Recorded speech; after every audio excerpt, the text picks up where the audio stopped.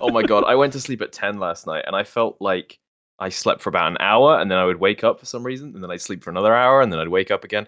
And I didn't wake up till 10 today, and I still feel exhausted. I got supposedly 12 hours sleep, and I still feel just absolutely knackered today. Yeah, it's when you get like shit sleep, the sleep where it's like you're trying to sleep and you're kind of halfway there, but you're not quite asleep. I had that a few times recently where it's like I feel like I'm awake at night and I'm like, oh man, I'm not getting any sleep at all. I'm just sitting here awake, but I like every time I check the time, it's like an hour later, so I am sleeping. Yeah, but it just feels like you're awake all night. I'm just drifting in and out. Like I don't really ever commit one way or the other. Yeah. What time do you normally go to bed? Like, what's your normal sleeping? About midnight, I usually go to bed. Same. I used to go to bed later, but now I've always been a kind of person that I can go to bed whenever I want. I just have to have 8 hours sleep. That's the only requirement for me going to bed. So it's I feel like I could go to bed earlier if I'm like relaxed and in the mood or something, you know, and then I'm alright to just go and. Can we delay the podcast by 20 minutes? Soviet Womble's just put out another video. Yeah, you can. Literally 5 minutes ago. Yeah, we'll chill while you watch that for a minute. Yeah. No, it's like I've gone to bed earlier in the past, but it's kind of awkward because, like you say, if you go to bed at like 9, I still need just like 8 hours sleep, and then you're waking up at that awkward hour, which of like like 5 a.m. Well, I have this really weird, delicate balance where Erin will go to bed at like 8, half 8 or something.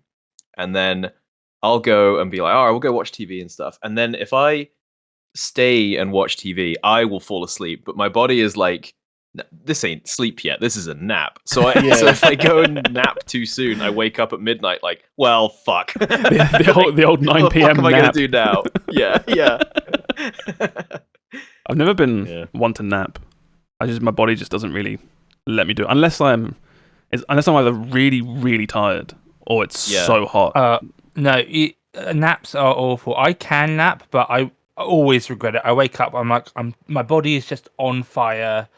I feel like I need to drink, but it doesn't like quench the thirst. I'm hungry. I'm tired. I'm stiff. It's not stiff as in body stiff, not anything else. Yeah, no one said any different. I know, but I know that every single time I say something, everyone is always like, Steve. I'm like, no, not that time. I wasn't being. Oh no, you were so horny on the last podcast. We've distilled like fear in you to never. No, that was the Bluntcast one. Was the last one? Oh, that's true. Yeah, it was the one before. Yeah. He was he behaved quite well on that one. Yeah, now we haven't got a guest. You can go back to. Gave me a chocolate afterwards. No, that sounds weird. Welcome to the Game FourCast, everybody. Welcome back. Weekly podcast where the four of us get together and chat about what we've been playing during the week and all the gaming news we have found. My name is Josh, aka BottlerWorks, and I'm here with the usual trio of people. Will Olivemeister. Hello, I'm Will Olivemeister. I'm excited. I've got a Coke. I'm ready to argue about Metroid. Here we go. And Steve Quikwix. Hi, my name is Steve. I got a C in maths, a B in English, and a U in me. Sammeh. Hi, I'm Sam, and again, that was a really good one. I from like that Steve. one. I'm going to have to tally these not down. bad. Yeah. Thank you. They're getting there. They're getting there. They're on the up and up. This is for anyone that's watching the visual component of the podcast. This meme of the week is actually slightly meta. You posted this, Steve, like an hour ago? Yeah. So this is AI generation of the prompt, a meme for the podcast. Doesn't make any sense, but it's fine. I don't know who that man is in that picture. But... I assume it's Will. I mean, so I'm just going to go with that. Oh, we could. But what about the person in the blue next to him? Yeah, I was just going to say this could be like this is all four of us. That's why there's 4 images. I'm a tower in the top left. Steve, you're the rat cat thing in the bottom right. Sam is another tower in the top right, and then Will is just that handsome man in the bottom left. Some kind of Bollywood actor. What am I doing there? Looking good, my man. Oh, thank you. You said it a minute ago, Will. I'm going to chuck it straight to you because I'm really curious about this. You've clearly been playing Metroid this week. Yep. I want to hear all about it. Tell me all about it. So I don't think I liked Metroid for the reasons I will now describe thusly. I've played a lot of Metroidvanias, like it depends how you classify a Metroidvania in it, but like I really like Castlevania. I like Bloodstained. More recent ones, I liked Hollow Knight, which is sort of kind of Ori as well. Hollow Knight is I'd say it's a Metroidvania. Yeah, it's I've seen a lot of people describe it as a Souls-like, and I can also see arguments for that too. But yeah, what is a genre? I think Metroidvania's kind of got to the point where I think the traditional RPG and or shooter versions were done, so people were just like, right, what other genre can I slap onto this like layout? 100%. So I was excited, I was mostly excited because you praised this game so highly, Josh. I think it was almost your game of the year, right? Yeah, it wasn't because it was Final Fantasy instead. I love this game. I really like this game. So maybe it was my high expectations, or maybe it's because my Switch is on the brink. But I did not enjoy much of my time with this game. Oh, that's a shame. And I think it's because, like, ultimately what it comes down to is Metroid Dread does not do anything that other far, far cheaper games now do better. Yeah. I mean, I will agree to that purely on the fact that price is a big controversial point of just Nintendo games full stop these days. But anyway, I'll let you carry on. So price is one thing. I finished this game in about 7 hours, and there's not, like, you can speed run it if you want, but there's nothing really to push you to play another playthrough. There's no like New Game Plus or anything. So I set, whichever way you split it, a 7-hour linear experience for $60 is kind of rough, especially when you can buy things like Hollow Knight, which I don't even know how much time I put into Hollow Knight, and that was like a tenner. Well, Hollow Knight is now, I know it keeps coming up, but Hollow Knight is now on Game Pass. Yeah. But I rented this for £3, so I guess that's not too bad. And then you sort of get into the so the Switch kind of sucks. I think we all talk about that a lot. Yeah. I think, but it doesn't usually suck when it comes to Nintendo like first party. But this game kind of just looks kind of not great. It looked all right when I had it on my TV, and then I was playing, but then Aaron was not into it at all. So I ended up playing most of it in handheld, and it just kind of looks, I don't know. This is going to sound like super negative, but it reminded me of when you play a Unity demo for a game. Yeah. And it's kind of like jaggy and not, it doesn't have a really strong art design to hold it up, sort of thing. That's kind of what this reminded me of, because it's like a lot of the areas kind of all blend together. They don't really have a strong identity. A lot of the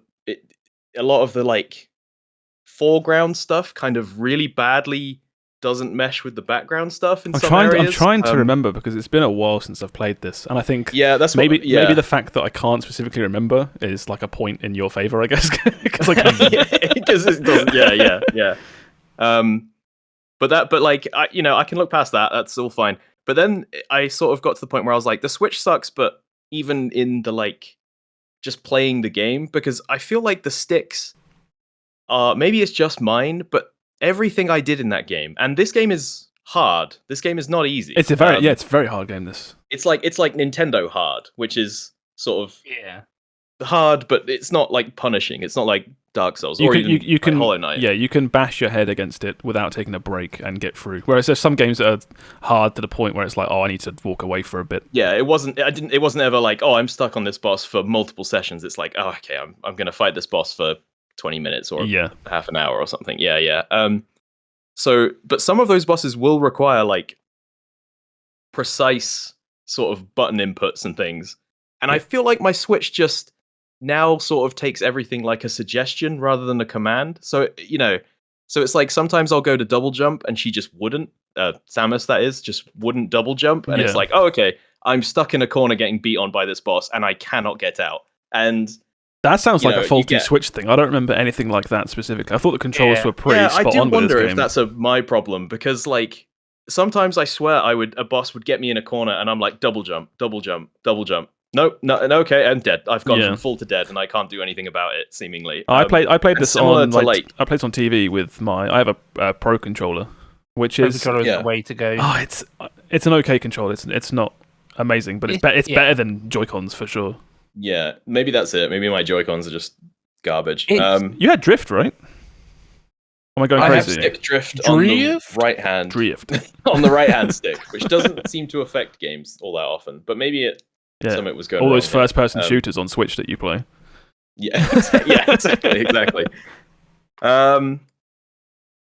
What else? I mean, there's the controls feel, even when they're not working, the controls feel really, what's the like clunky, I guess, is you have to press, like, at some points I'm here holding like 4 buttons at once to do something.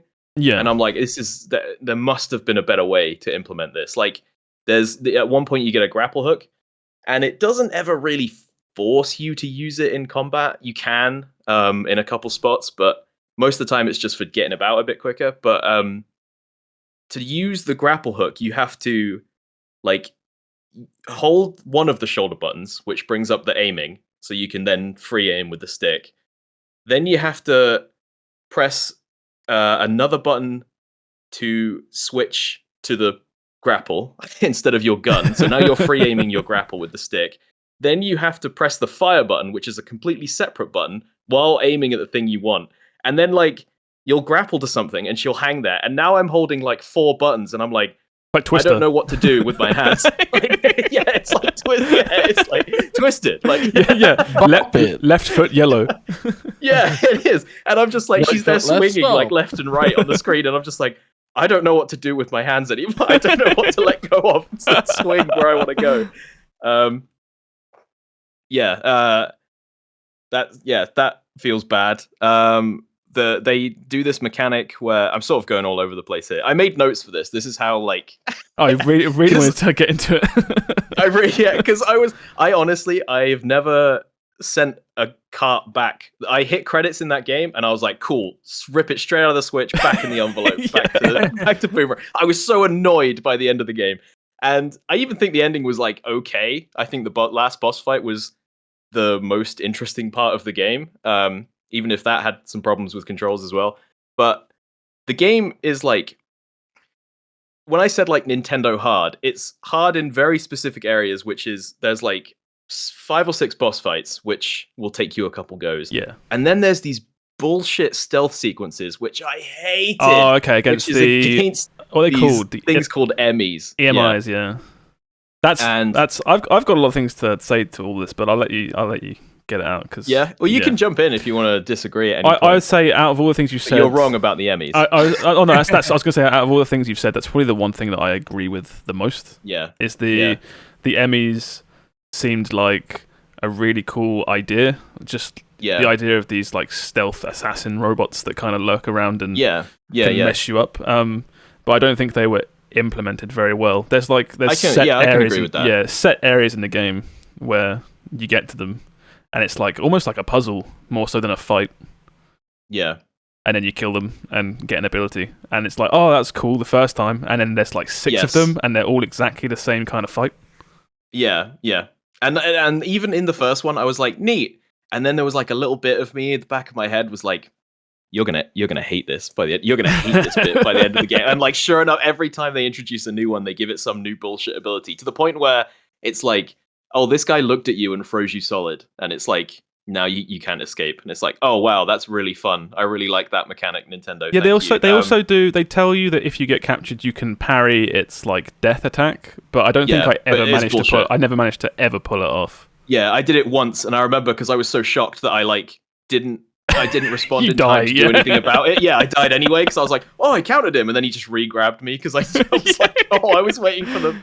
Yeah, most of the time it would grab me, and I just put the Switch down and then think about not playing anymore, and then I would be like, no, I'm gonna get through it, because there were some sequences where I swear to God, I would spawn, I'd run into the room, it would immediately hear me because they have this bullshit it can hear around it sort of like thing, echolocation, and then it would kind just of thing. echolocation, yeah, and then it would run right at me, and I would be like, oh, okay, I could not escape from that, and then it would like be reload, and it's straight back in the door, and it's like, who thought this was fun? Yeah, who thought this was fun? It's the one main mechanic of the game that they did. They kind of advertised it quite a lot. They were like, these are your main antagonists kind of thing. They're going to hunt you down. That's them in the background of this of this picture. Here, 7 of them. Yeah. I would say in terms of the rest of the game, I don't know. I'm not sure if it's just because I've played a lot of Metroid in the past, so I guess I know that I like this sort of game specifically. I don't mean like I like this genre. It's like, no, I really like 2D Metroid. I don't have. I remember liking, I think, Super Metroid back in the day, but like this, and it's like this is faithful to almost a fault, where they don't really add anything to that, to the point where it's like, I don't know. Yeah. I think like the best way to compare, sort of you and me with this sort of game is as a massive Metroid fan, waiting for ages. And imagine if like you got a brand new Star Fox game tomorrow, right? That's kind of just Star Fox 64 again. That's kind of what this is for Metroid fans, because it hasn't been. God, there hasn't been a 2D Metroid game for I think it's literally over a decade. It might be it's a bloody long time. And it's just like I feel like the key part to this game, if you really like Samus, just in terms of like her design, you like the character. She's really cool looking in this game. I feel like the animations in her boss fight cutscenes are just really cool. And again, it's like in a world of AAA games, what she's doing is nothing special. Like, cool animations, whatever. But it's like, as a Metroid fan, she's never been given this sort of stylish this characterization. And it was little things like that I think maybe you didn't get by no fault of your own, but I did get because as a longer fan. And I'm just trying to think that the control stuff, I don't remember it being too fiddly. Maybe it wasn't great, but I don't remember that specifically. But I'm not gonna say you're wrong, but I don't remember. Maybe you just clicked with it. But I will agree. I will agree to you in that my playtime was 6 hours long, as opposed to your 7. Yeah. I guess I'm just better. Yeah. I don't know. Probably. Yeah. But I didn't go back to either. Like, I didn't play this. I didn't play this again. And as someone that also rented it, that maybe the time to cost ratio isn't there. Yeah, I don't think that's a good way to like measure a game's quality. But also, I think 7-hour fairly linear experience for $60 is something worth commenting on. It's not a way to measure a game's quality, but it is certainly a metric these days that has to be taken into consideration. Every time I talk about an RPG and it's like 40 to 60 quid, the price gets brought up. So yeah. So with this game, like Metroid, to me, I think is split into 2, right? There's the 2D Metroids and then there's the Metroid Primes. Yeah, the Prime series is specifically the 3D games. Is the Prime series more well liked than the 2D series? Because I know that there was a lot of hype around when they announced Prime, and then there's been like a lot of like, oh, is Prime going to be shown? And it was like delayed and stuff. But Dread, to me, came out and it was like, oh, a couple people were like, I'm excited, but no one was really like chatting about it. Well, the thing is again, with Metroid in general, it's been on a really, really long hiatus, basically, where these games come out so few and far between. The people that like them are clamoring for them, and I think the Prime series is basically it's the 2D games in 3D, right? They are first-person shooters, but they are still. They're very much emulating that style, just in a 3D level instead of a 2D one. Yeah. So it's the same sort of game. Like the Prime series, especially the Metroid Prime 1 on GameCube, was it was praised for how well it was able to emulate the feel of the 2D ones, but in a 3D environment. Yeah. But is the Prime series more well received, and like are people like say that Metroid Prime 3 and Metroid Dread came at the same time? Which one would be people be wanting? They're about the same, aren't they? People genuinely love both. I think that, like you say, they're generally the same. I think if you're looking at numbers, I think the 3D ones generally do a bit better than the 2D ones. But that's hard. But it's hard now because with the Switch being this weird handheld / console, kind of blurs the lines a little bit. Yeah. Because I feel like Dread sold quite well, I think, for what it is. Yeah. But would it have sold as well if the Switch was purely, one or the other, like handheld or console? I don't know. I don't really know what I'm trying to get. Do you know what I mean? I see what you mean, because like 3D Metroid was like a response to having more power, right? You could do that's what I'm 2D was like where it started, then it went to 3D, and now it's back with 2D again with this Dread, with this edition. And it's like this, and this does like 2D 3D kind of thing. I don't think it does it well, but it has more horsepower in it than the old 2D Metroids. So Metroid Prime was the response of like all those Game Boy Advance Metroids you're playing with the little sprites. Mm-hmm. Here's your big boy 3D version. Yeah. And it's like that doesn't really exist anymore. There's no handheld that just isn't as good as a console. The handheld is the console. Yeah. It's like Metroid Dread will exist eventually on the same console that Metroid Prime 4 will come out on. Yeah, and there's and that's kind of if Metroid Prime 4 comes out and sells better than Metroid Dread, does that mean that you'll just get Metroid Primes from now on where they're just 3D only? I don't know. But that's a good point. Where do they come back together, or do they keep making? Because one thing that shocked me about this is I kind of thought Metroid was in the same vein as Zelda, where it's like technically there's a through line to those games, right? But you can just pick up like fucking Wind Waker or something, and you do not need to know the history of Zelda at all. But this game starts and very explicitly outlines some entries in the some previous entries in the Metroid, to the point where Metroids aren't even in this game. Metroids. The idea is that like Metroid Dread was like announced again like a decade ago. I think this game has been announced, it was always supposed to be the continuation of the story. Because there's there's literally 100 of us online that are like, continue the story, come on. And then this is supposed. It was very funny. Me and Aaron sat down and I was like, Metroid, right? We all know Metroid. Then we plugged it in and it starts off and it's just endless cutscenes of people yelling at you, going like, and then the Metroid die, and now it's all about X, and you're infected with X, except you're okay because you're special. And I'm like, what the fuck is happening? it's really weird because like as far as like the game releases go, all the Metroids went extinct like 2 games in.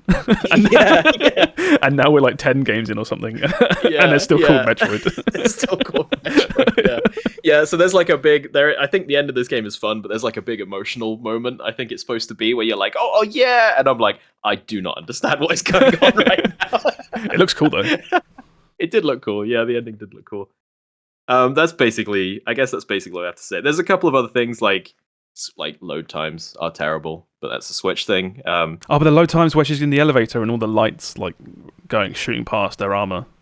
That's I like that. I thought it was cool. I did think it was funny though. There's one where she takes like a tram, and then the load screen is just her like stood there looking kind of bored while these like tram lights go past. And I'm like, yeah, you and me both, sister. See if I can find a GIF of the. Yeah, you just. That's kind of. I like that. That's cool. And it's like me. It's like the light playing over her armor, and then I'm sat while the light from my Switch is playing over me because I'm sat in bed playing this game. Oh yeah, when the screen goes dark on your handheld, you see your half, naked body, unshaven, like that's basically it. Oh, I wrote down. I see why it's called Metroid Dread, because I dread those ME sections every time they pop up. There you go. Bazinga. That was my review. Well, before we move on, I would say my closing my closing comment for Metroid Dread is kind of a sad one, because I think it's a great game to pick up on a sale, and that's the sad bit, is because it will never be on sale.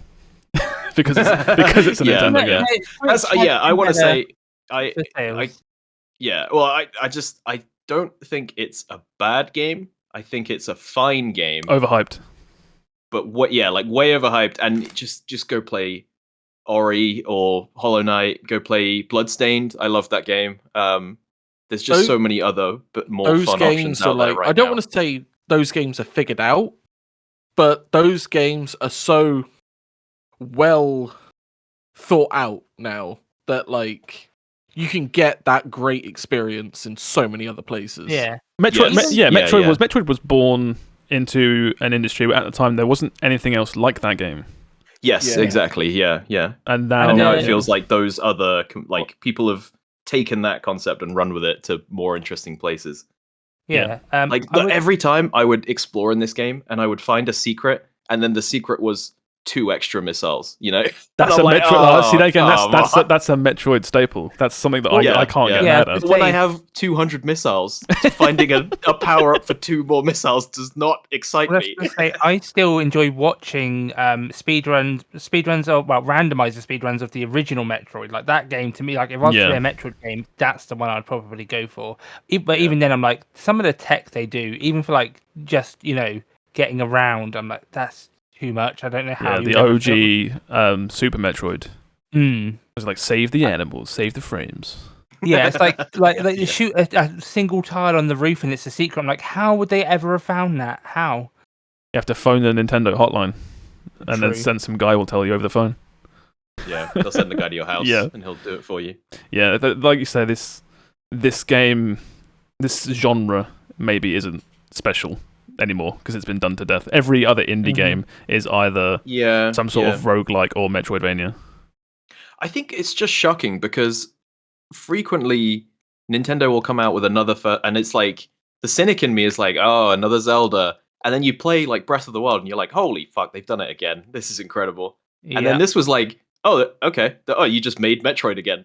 Okay, cool, I guess. Yeah, well, it's like I said, this game is the response to the Metroid audience being like, for God's sake, make another 2D Metroid. That's all we want. It's like you say, it's like a new Star Fox game comes out, and I'm like, oh, it's just Star Fox again. But there's the people that love it that are like, please just make another traditional Star Fox game. Just happy that it's back. Those 4 people. Mm-hmm. 3 of them are Will's alt accounts. Well, Star Fox Switch would be better than Metroid Dread, is all I'm saying. I agree. I'll enjoy them both.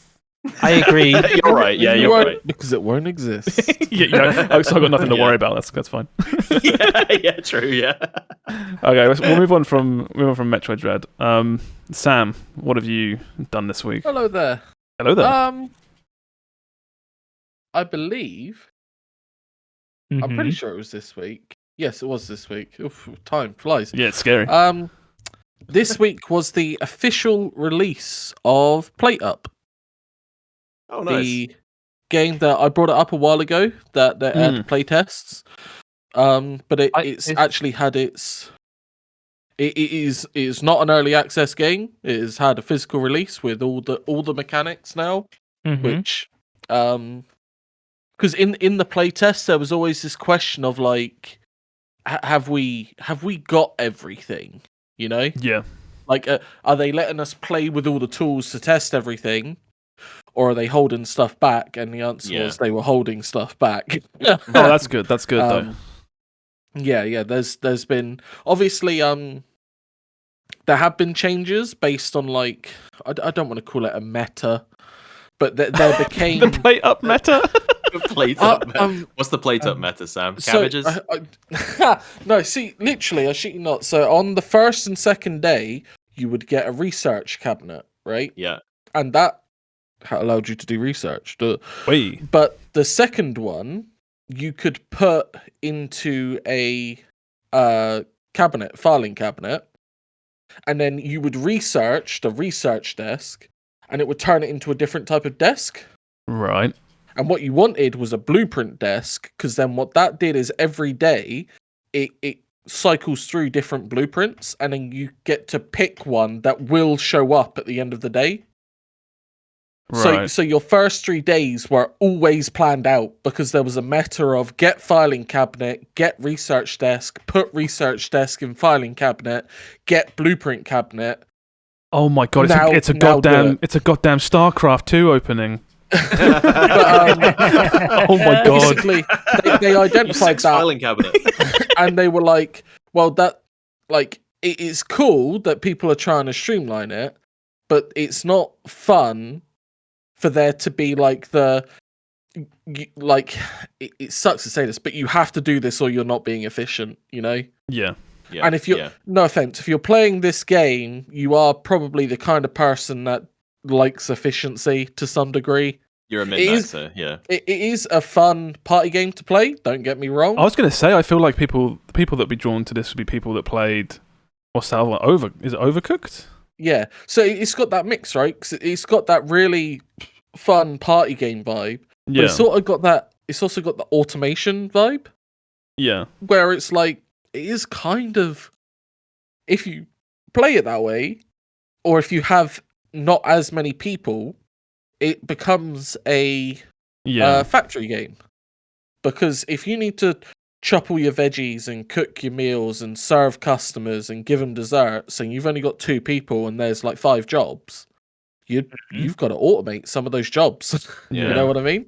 So you say it's like a party game, like Smash Bros is a party game until the real Smash Bros player shows up, and then it's not a party game anymore. It's a party game if you have a party.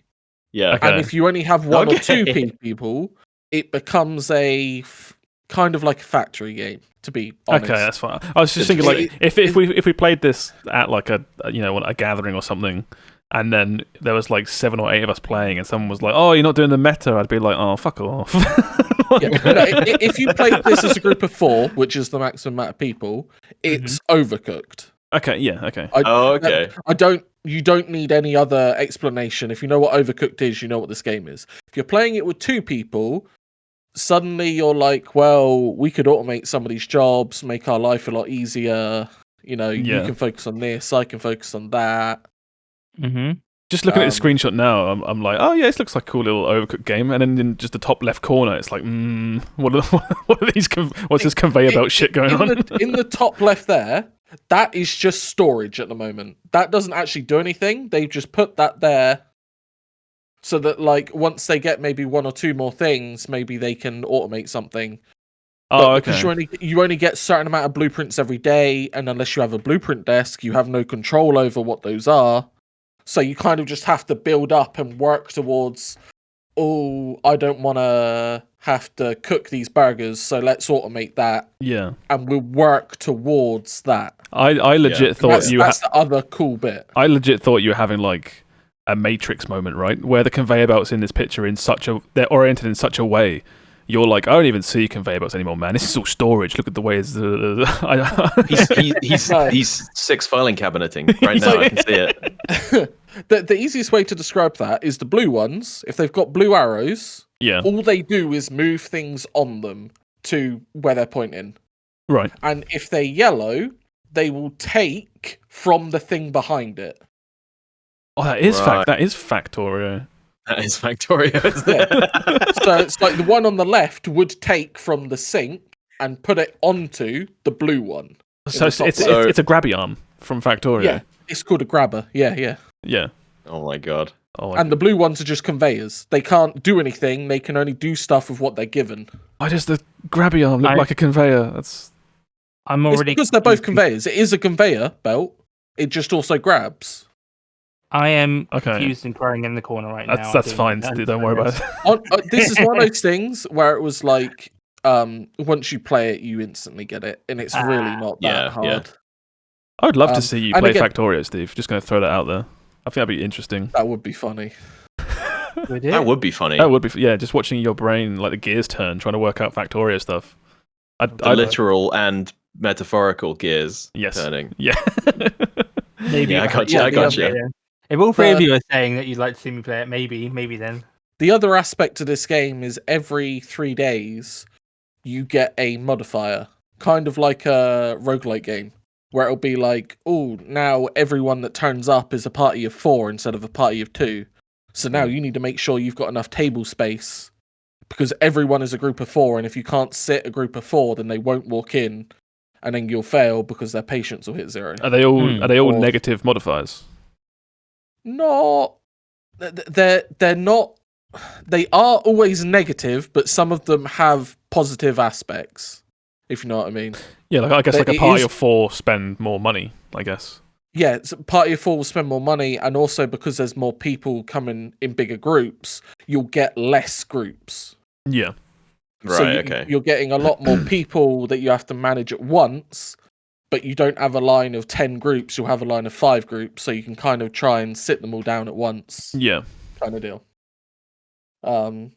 So yeah, it's really fun. I think it's £12 at the moment. Launch price, yeah, and that will still be going when this podcast goes live. It is currently 20% off, down from £15 to £12. Also on the Humble store, there is bundles, so you can get 2 packs, 4 packs. And you would say this is like a game to add to like any staple party game rotation, right? The biggest issue is obviously it's maximum player 4 players. It's so fun. It's so fun. Yeah. It's one of those games where I have no doubt it's really fun, but I've got so many other things I want to play at the minute, and this just doesn't quite peak them over the maybe list. Maybe it's on Game Pass. I'm like, oh, so I might download it. But this game for me is because the other games I played this week, I played StarCraft 2. I've been carrying on playing the single player with that. Yeah. That's been like my single player game. And it's like, this is the game where when 1 or 2 other people go, hey, do people want to play games? I don't play League of Legends. I'll be like, do you want to play Plate Up? This has just become a game in the rotation of multiplayer games now for me. Yeah. Of things to recommend. Yeah. I think I'll probably wishlist this and keep an eye on it and see when it like drops down. I'll be like, okay, yeah, I'm not playing anything. I'll have a look. Released. I don't think it's going to go down anytime soon. Oh no, but it will go up once this sale ends. But I'm in no rush for it right now, I guess. Yeah. But cool. You got anything else you want to cap it off with, or you happy with that? I played Magic the Gathering in real life yesterday. That was good fun. Yeah, we did. That was fun. Yeah, we did. Look at you all meeting up like real friends. Oh my god, yeah. 6 hours? 6-7 hours? We managed to play 2 games of Commander? Yeah. Well, Commander's long anyway, right? 5-player Commander with pre-constructed decks only. So like, then they're not efficient. Yeah, no one's comboing off. Yeah. But that was great fun. Yeah, it was nice to just be around friends. That was really good because I got Erin involved. I bought her a deck a little while back for her birthday so we could play some, and she was like, I really enjoyed that. I think the guys went easy on me, and I was like, no, you just kicked the shit out of us fairly handily there for a couple of rounds. Yeah. Sick. Yeah, there was no going easy there. There was. That's what I said. Yeah. Shit! Like literally, most of my turns was, how do I stop Erin killing me? It wasn't going easy. Yeah, that's I was barely surviving. I was like, no, I think you were just winning, dear. Cool. Well, with that, then we'll move on from that. We'll go to Steve. Oh no. Okay. So you said to me before we started that you haven't done a whole lot. Is there anything you just want to just? There's a couple things. We talked about Digimon Survive last week. I tried playing some more of that. It's been a very busy week for me, so I tried playing some more of that. The gameplay wasn't gripping me. The story got a little bit better. There was a dark moment, and I have heard through the grapevines it does get a bit darker as you go on. But I'm just like, I've got other things to play. I don't really want to play. Just got to push to 60 hours in. That's when the good stuff starts. Have you hit Chapter 5 yet? The Chapter 5 turn? I'm halfway through Chapter 4. Oh my god, sorry. It's just about to get good. I have played a little bit of Xenoblade Chronicles 3, but I'm like a good 4, 5, 6 hours into that, but I'm still like barely out of the tutorial. That out there, like we're still explaining basic mechanics to you. So Laura is playing that behind me right now, and she's really good. She is 20 hours in, and I watched briefly like, what's happening in the game 20 hours in, and she had just unlocked another main mechanic of the game.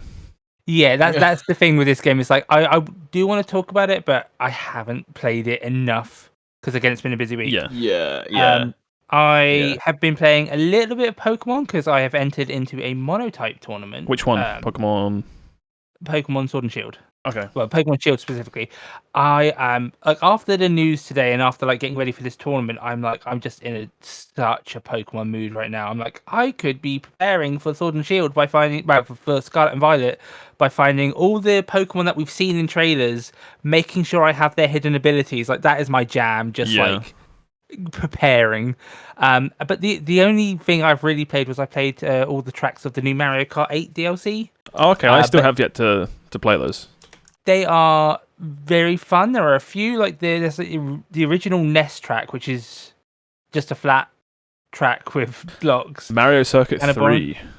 Yeah, that one. There are a couple which are like don't necessarily need to be in here, but like the new ice cream one is very, very fun. Sky High Sunday. Yeah, and Waluigi's Pinball, great as always. But I'm mostly like I liked playing them, and I still will enjoy playing them. I'm mostly like, but that music though, I can add that to starting. It's always good. It's always good stuff. Yeah, and that's your. Yeah. Again, I haven't played much this week, but I don't mind because we've got plenty of news to talk about this week. Oh yeah, I'll save all your Pokemon stuff because there will be Pokemon stuff. Yeah, it's going to be Pokemon stuff. There will be Pokemon stuff. I'll jump into what I've been playing then. Let me bring it up on Steam. I have been playing Black Mesa. Now, does anyone here know what this is? I've heard of it before. I feel like it was like a game that was. No, it's not. I was gonna say. I thought it was. This is the Arena Half-Life game. 1 remake. It's Half-Life. It's a fan-made Half-Life 1 remake. Yeah, it's been like officially endorsed by Valve or something. At this point, this is not free. This is a game. You buy this, even though it's like it started as like a mod. It is a full-on remake. So I played this a long time ago. For anyone that has played Half-Life 1, there's two sort of parts. There's the game in sort of the real world, and during a certain point towards the end, you go to like an alien world.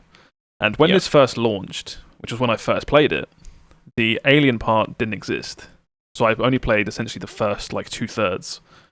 And this was a long time ago. It says here released March 2020, but I played this a long time ago. And I never did the alien part.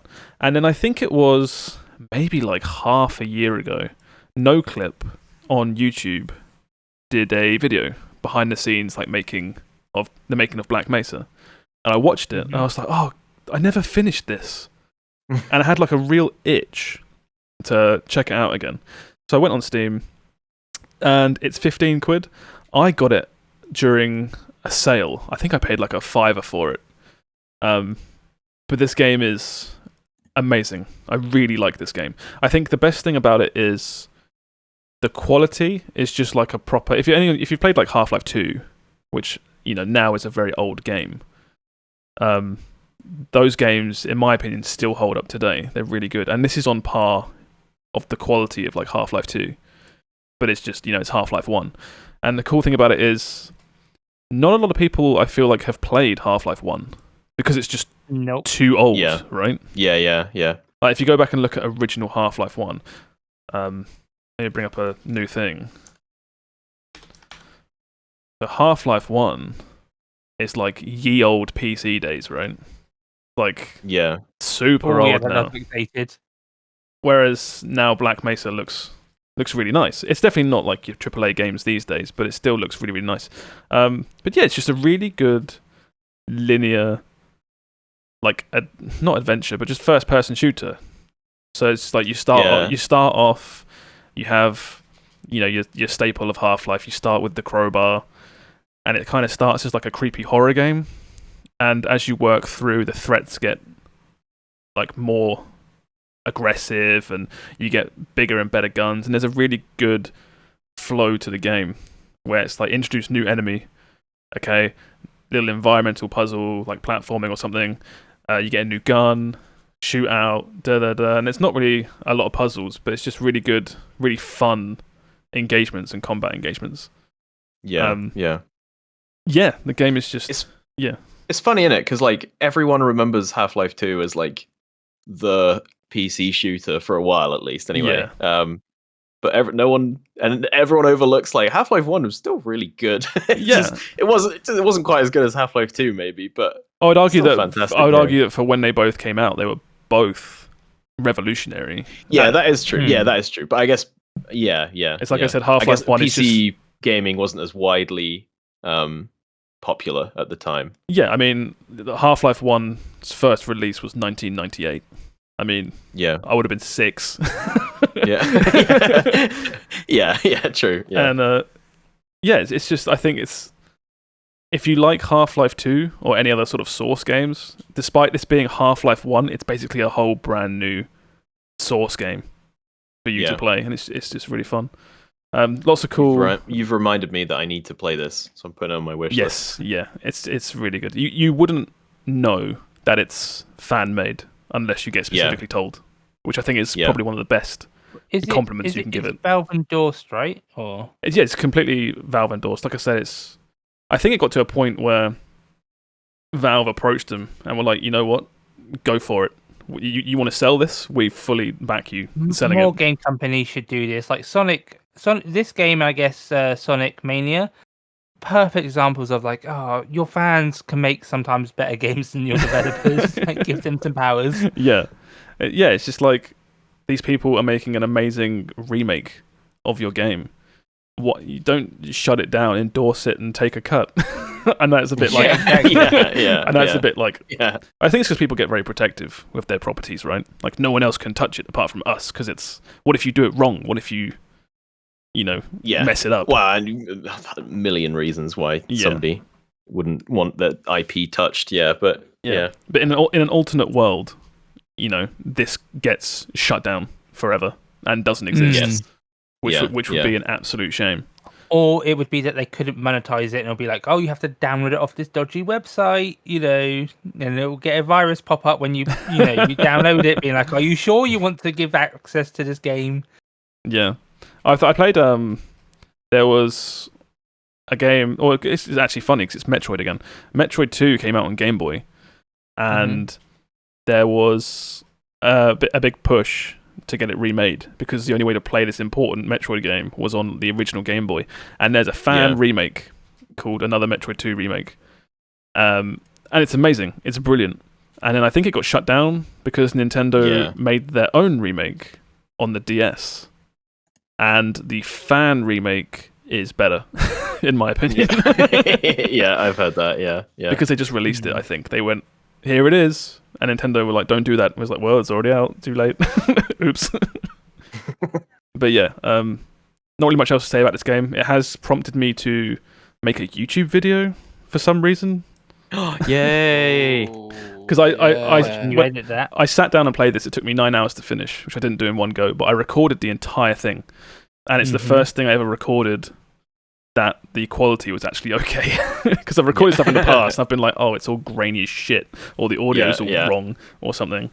But I sat there with 9 hours of footage of this game. I was like, what do I do with it? And I was sort of going back through it, and there's so many little funny bits, or just entertaining bits, where it's just, I can only explain it as like Source engine shenanigans. Oh, yeah.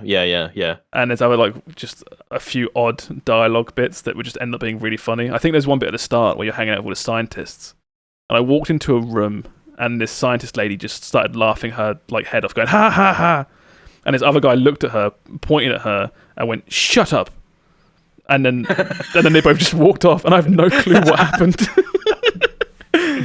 But that's... like good Oblivion NPC moments. Kind of like that. So I've got... it's going to be like, I think like 12 minutes long. It'll probably be a terrible video, but it's just going to be some funny bits from my play. So I guess... And where can they find this video? Well, that'll be on my actual YouTube. So that'll be on my BottlerWorks YouTube when it goes. When it goes. It might be up by the time this podcast goes up, if I can get it finished on Monday, because this goes live on Tuesday. Oh, there you go. That's set a date. Yeah, it actually Everybody ready. Yeah. But yeah, I've got nothing else to add. But this game is great. If you love Half-Life 2 or any of the episodes, you need to check this out because it's just more of that cool content. So. Yeah. It's funny you said like no one remembers it, and as you said it I was like I only really remember the very beginning where you're pushing the cart in and everything explodes and you see I don't really remember anything about Half-Life 1, but I'm excited to go and check that out again. Yeah, highly recommended. I guess with that's everyone done for the week with what they've been playing. We'll move on to some news then, because there's some really good news topics this week. Very good news this week. We'll start with Pokemon, isn't it? We'll start with Steve's excited. No, not even that. We'll go straight into that. We'll start with Steve's Pokemon one. Why is it Steve's Pokemon? I was trying to find like a good video or something, but the whole news part of the Pokemon website has just got like all the news here. There's a ton of stuff from that new trailer. Yeah, so basically the other day they released a trailer, and then afterwards they did like a 6-minute talk through of what stuff that was shown in that trailer. Yeah. New things are like we've got 3 new Pokemon, including regional variant of Weeper, which is ground and poison. He's a little brown Weeper. Oh yeah, everyone's calling him Pooper because it's Pooper. God, he's best so boy. Good. I think it's in this bit.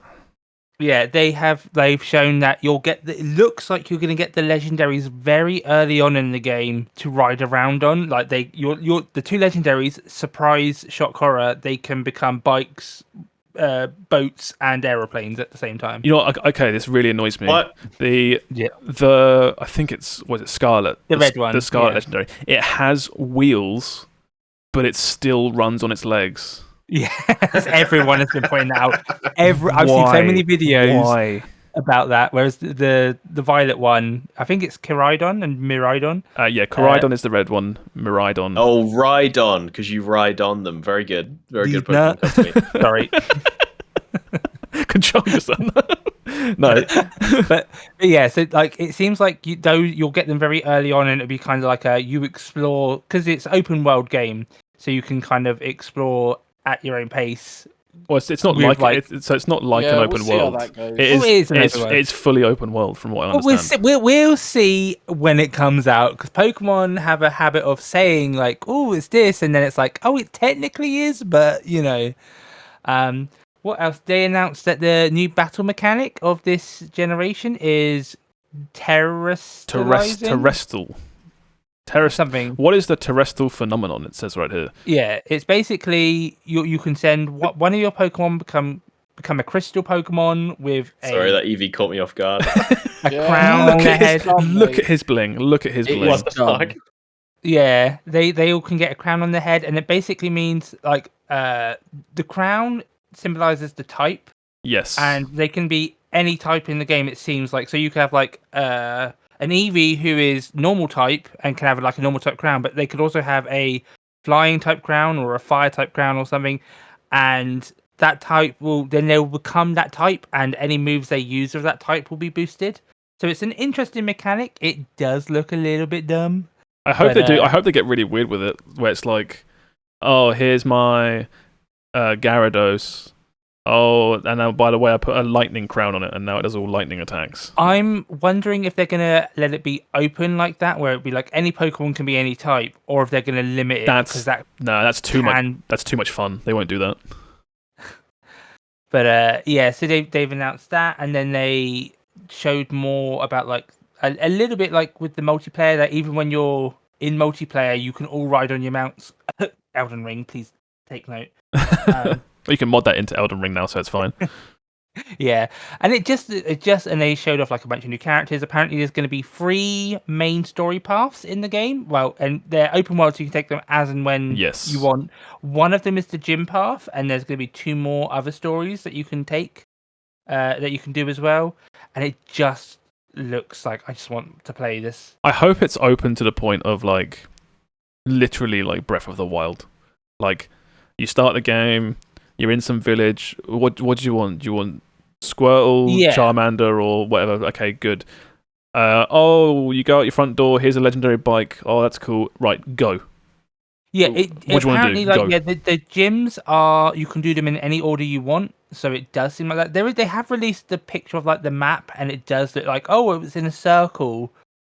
Yeah, I'll see if I can find the map. There's probably going to be a pic. There's probably going to be like, most people are going to go to this place first, and then this place.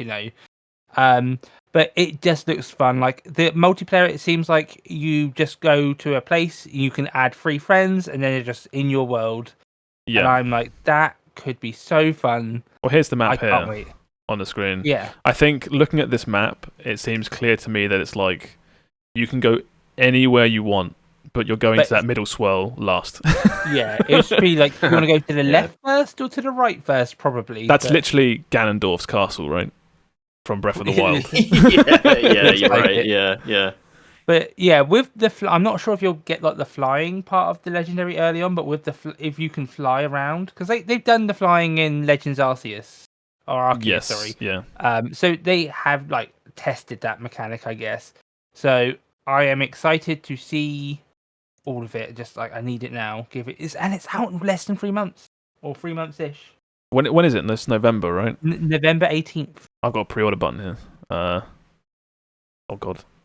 Oh, I don't know. I'll probably play this because of train journeys, but be fun. I feel like Arceus. I still didn't even finish Arceus, but I enjoyed it and it was different and I liked it. Arceus was disappointing to me. Okay. Mainstream Pokemon games, I haven't got past like the second gym in like the past 2 or 3. The thing that gets me about this one is it's like they saying it's open world. It looks like battles and like are just like rather than being there'll be like the Arceus one where they happen in world. You're not going to like a separate battle screen for it. Yeah, but so I think that's because like so your friends can literally sit and watch you battle. You could probably. I'm hoping that it's like your friends can just come in, you can all play together. You can be like, I'm going to this gym, and I'm going to this gym. You maybe meet up, or you can just go around, like, you're to fight in this gym.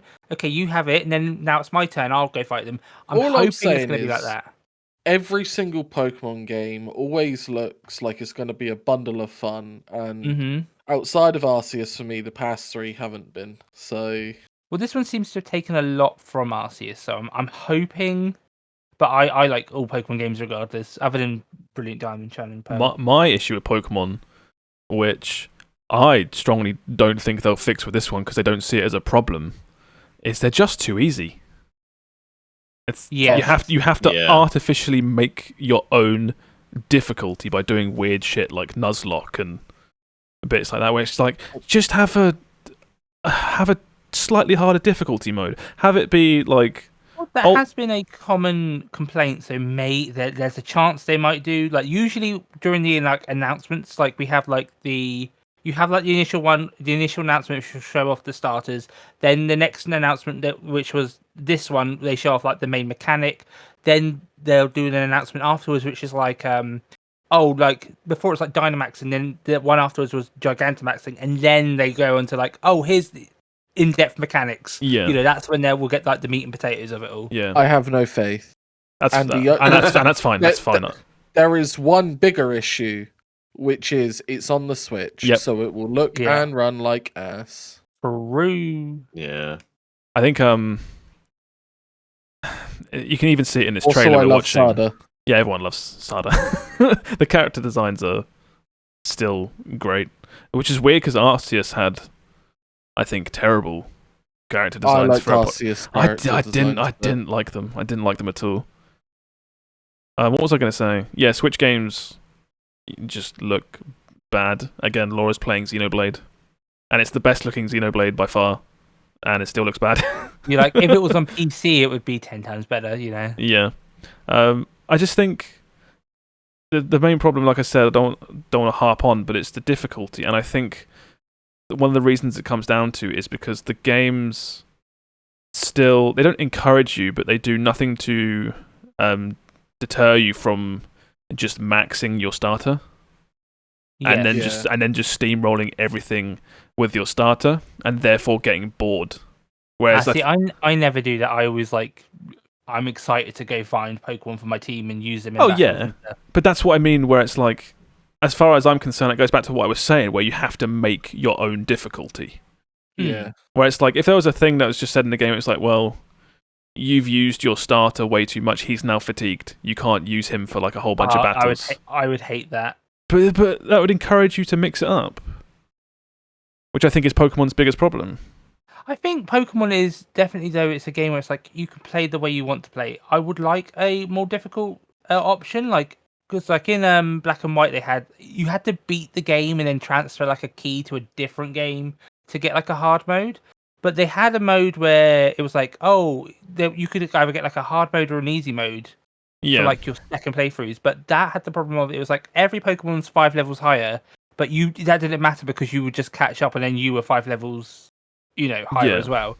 But they had it where the AI was smarter. So they have the tech to do it where the AI will fuck you up. But it's just every Pokemon game I've played in recent memory is just without any effort, literally just running through all the fights, just fighting random battles, not doing any grinding in any sort of grass or anything.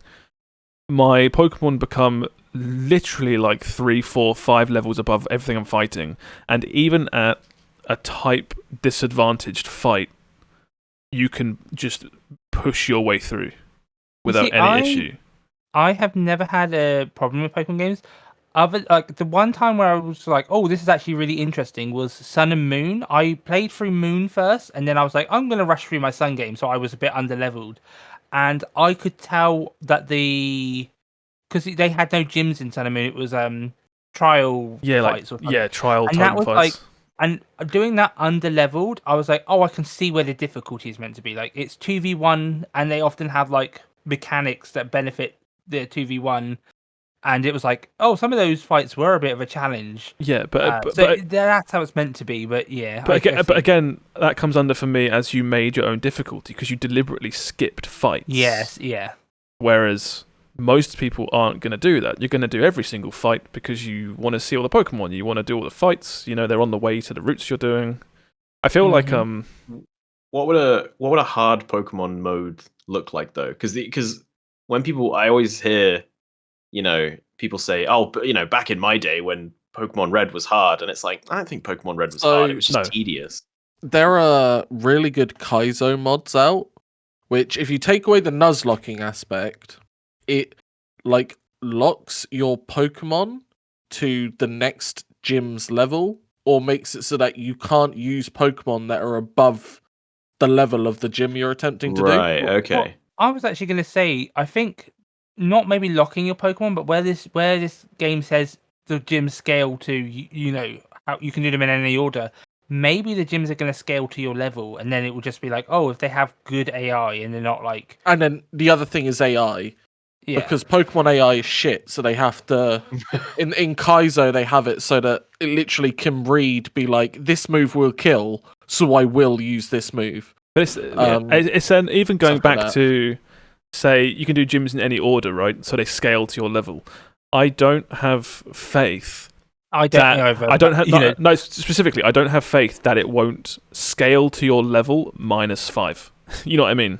Or it will scale to that average party level. So if you go in with a level 60 and 5 level 1s, you're against like all level 20s or some shit. I would put money down on it literally scales to your level, but to a point where it's still easy. I really feel strong about that. I don't have faith in that. I think it's going to scale to the number of badges you have. Because that's what the wild area did in Sword and Shield, was I think it's just going to be mobs. Yeah, the mob scaled to how many badges you had. Yeah, that makes sense. I don't think it's going to be good, but there is a chance. But I don't. As you said, I don't have faith that they will do that. I sound really negative. I think I will play this and I'll probably enjoy it. It's not going to be what I truly want, which is a harder Pokemon game. Yeah. I do think, though, that if they get the multiplayer right in this, multiplayer can make a game. So if they make it like really fun multiplayer, that could be it. Another thing that we forgot to say, was they're also bringing back the raid battles, but rather than doing the max raids, it's the crystallized raids or whatnot. And there's no...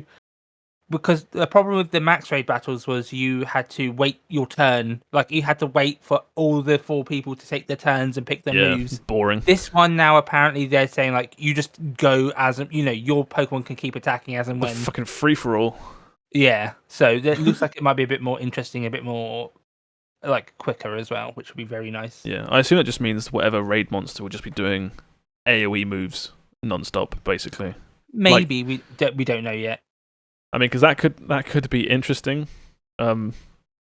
Again, the idea behind that of like a raid that you have to actually plan for and do properly could be really cool. But again, I just don't think it will be hard. They're not going to do that like it is Pokemon. They do want like Timmy to be able to do these raids as well. They have done events where they're like, oh, they did an event where it's like the Kanto starters plus Mewtwo, and Mewtwo was super difficult, and you kind of really did need to plan out with 4 people how to beat it. But that was like a one event out of like the years it's been out, you know? Yeah. I mean, I've personally got nothing else to really add. That's not just going around in circles at this point, but yeah. Basically, TLDR, lots of new information this week. I think this is the news drop for me that's made it obviously quite apparent that it's, it is really close. It is coming out soon. Yeah, because people were surprised, but I have told people like, oh, that Brilliant Diamond, Shining Pearl, and Legends Arceus weren't their main team doing those. So this is so it has actually been quite a while where their main team has just been focused on this. So yeah, cool. Well, let's move on. From that. We'll do the next news story. It's nothing really exciting, I think, for this group in particular, but it is massive right now in fighting game stuff. We currently have Evo happening right now, which normally you get lots of information drops about certain things. The stuff that's going on right now is a whole bunch of older games are getting updated netcode, specifically to rollback netcode, as opposed to delay-based netcode. Can you give me a real quick summary of, because I hear this all over the place, and I know this is a big deal, but what is rollback versus delay? I'm going to do my absolute best here, because it's kind of hard to describe. I know what it is in my head, but it can be hard to articulate. Basically, lots of older fighting games, their netcode was delay-based, and it was called delay-based netcode. The idea being that nothing would happen until both players are on the same page, right? So, based on how fast your internet is, you send out a punch. When the other person has received that punch input, that's when the punch is thrown out. And because of that, it would really favor... Oh, there's a lot of arguing. Yeah, it's just because of that, if you were close to each other, or you had really strong network connection, you could get 1 to 2, 1, 2, 3 frames of delay, which is fine. It's completely playable. There is a delay, but you can totally play on that. And for the longest time, people were screaming for better netcode, but the primary people making these games they're Japanese studios. It's like, Capcom and Arc System and that. And Japan, relative to, say, America, is very small. They're all, they're all quite close to each other. Oh, okay. Yeah. So the people actively making these games were like, this is, people are asking for it, but we're fine. We have decent netcode. Whereas America is just struggling, where you've got East Coast America trying to play West Coast America, and it's just insane. You just cannot do it. And this netcode was still being used even as of a few years ago, like Dragon Ball FighterZ Z, the previous Guilty Gears, like Xrd, they all had delay based. And it's, like I say, it works fine until suddenly it doesn't. Yeah. And then all these fighting games would have strong launches, but ultimately die because no one liked playing online. It was just painful. Rollback netcode is it's not relatively new. I think it's been around for a while, but it's taken a long time for these companies to start actually implementing it. It's based a lot more on prediction and sort of smart things like that to work out how the game is playing. So, for example, the idea is that it can roll back when it makes a mistake, like guessing what's going to happen next, and sort of reset the playing field. But the idea is that when you throw out a Shoryuken, say for example, you're doing a Shoryuken, which is say hundreds of frames long, right? 60 FPS game, it's hundreds of frames. Yeah. when you throw it out, it's instantaneous for you. It happens immediately for you. There's no delay. The opponent hasn't had that update yet, right? They don't know you've thrown a Shoryuken. So they get it, say, 3 or 4 frames afterwards. But the idea behind it is that those first few frames of the animation aren't actually that important. So what that person's game does is it just shows the animation of the Shoryuken from, say, when they received it, which is frame 4, 5, 6 or whatever. And it's a much smoother experience. There's so much more to it. Again, such as like when it makes mistakes, it can roll back and bits like that. But the idea is that, if you jump forward, you don't need to see, the first few animations of it. You just need to receive the fact that a few frames in, okay, they've jumped forward. So start them off from 4 or 5 frames of them jumping forward. Okay, that's interesting. When you say roll, the way you described it though, in my head I'm like, oh, so if I throw out a punch, but they predict it was going to be a kick, or the rollback code, I'm like, oh, would that mean does it change? Does it show a kick, but it is actually a punch or something? But... No, not normally. No, unless it's really bad, right? There's a website. I'll see if I can find this website. There's a website I found a while ago that really explained what it is. I'll have to find it and post it in the comments for this podcast. But it had all diagrams explaining how it all works. But it's under the assumption of just basically of a fighting game. 99.9% of what the players are actually doing at any one time is really predictable. If that makes sense. Again, if a character's jumping forward, they've put in the input to jump forward, but most of what is then displayed is just jumping forward.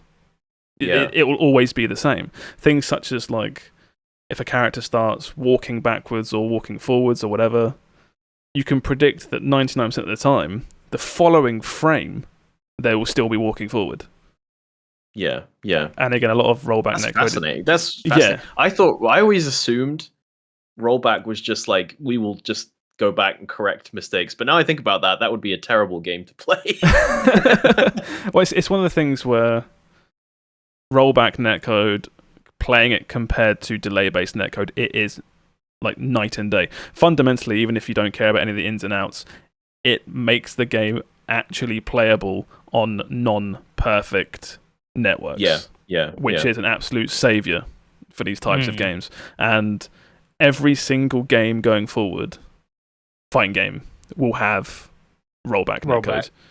Until the new thing comes out, where it's it's it's just instant netcode. People will always improve stuff, right? But it's just it's nice that we've actually gotten to a point now where this is now a norm. If you buy a fighting game on launch, as long as you can actually connect properly and bits like that, you can expect a good experience now. Yeah. Okay, so I have one more question then. They announced a bunch of old games are getting rollback netcode. Yes. Is there one redheaded stepchild who's still the we're using delay? Yeah, so the ones that have been announced to get rollback, Persona 4 Ultimax Arena Ultimax has rollback netcode, I think, right now. They've just been okay, bam, here it is, rollback netcode. Dragon Ball FighterZ is another big one. People were saying, please, this game is basically unplayable online. And they've announced they're putting rollback. And Samurai Showdown was the other one, which the game is kind of dead now. But again, having shit online doesn't help it. So that's why that's why it's kind of quiet. I think what was I can't remember the full name, but there's a Grand Blue. I think it's just Grand Blue Versus. Is another fighting game that is still getting season passes and updates and stuff. And people are well, your netcode shit. So that's getting fixed. I don't think it is. No. Oh right. It's just currently the weird one sitting in the corner that's not changing. But again, it's kind of one. It's made by Arc Systems, who have rollback in Guilty Gear Strive, and have just announced they're putting it in Dragon Ball FighterZ. So I don't think it's they can't do it. It's just priorities, right? Can't do them all at once because it's well known in this kind of ring that it's not a thing that you just slap on top of a game. You don't just add rollback. You have to fundamentally change a way a lot of the game's code and systems actually work. It's hard. I've just gone to the Steam page for Grand Blue Fantasy, which you've just described. All of the reviews, we're never getting rollback, no rollback, rollback question mark. So people feel strongly about this. Is this like, do people? Is it like a, what's the word? Is rollback just flat out better? There's no one who's like, oh, I preferred linear. Like, no, there is no downside to doing rollback over delay, which is why I guess it falls back. If it gets it wrong, it falls back to delay anyway. So it's there was it's only improvement. Okay, it's only improvement. You can do rollback badly. When Street Fighter V came out, I think they've improved it more these days, but Street Fighter V did rollback, and it's of my understanding that they didn't ask for help from the people that kind of invented the concept. They just kind of did it their own way, and it was really busted on launch. And it was the worst kind of busted, where one player's experience would be fine and the other player is getting terrible lag. It's like, well, this is not great.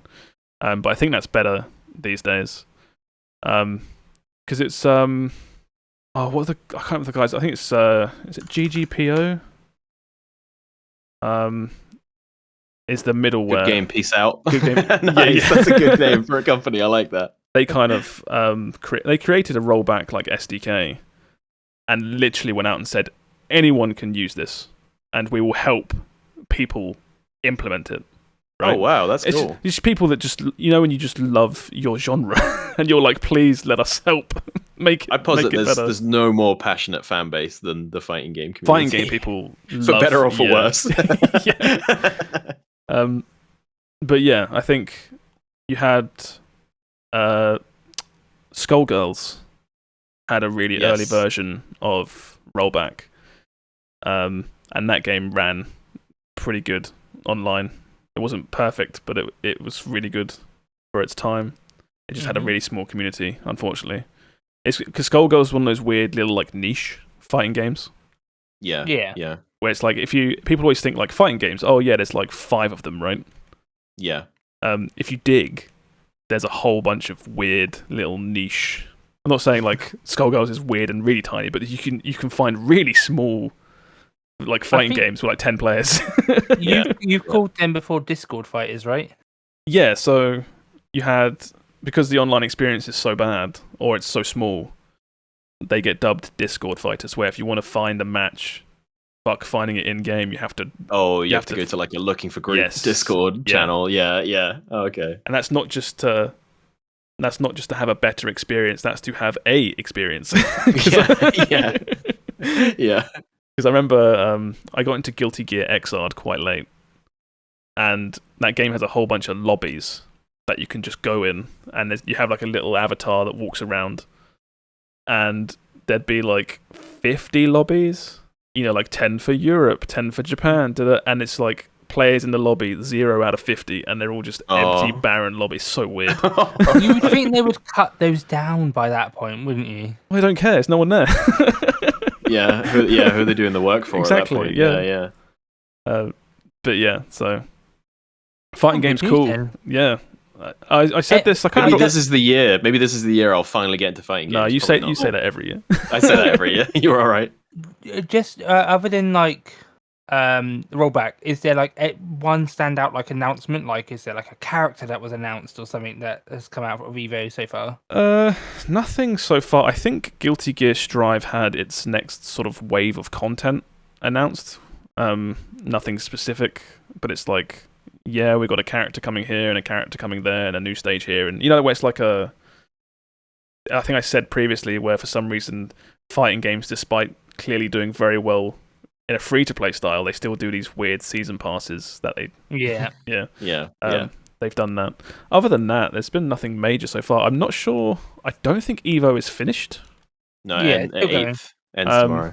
And what you tend to find, we're a little bit early, I guess, lots of obviously big announcements are made after the finals. So I guess yes, they don't want people like being like, "Oh, who cares about so and so versus so and so?" Because we've got new characters coming. I can understand that. If there's new characters announced for like Street Fighter 6, it'll be after the Street Fighter 5 finals. You know what I mean?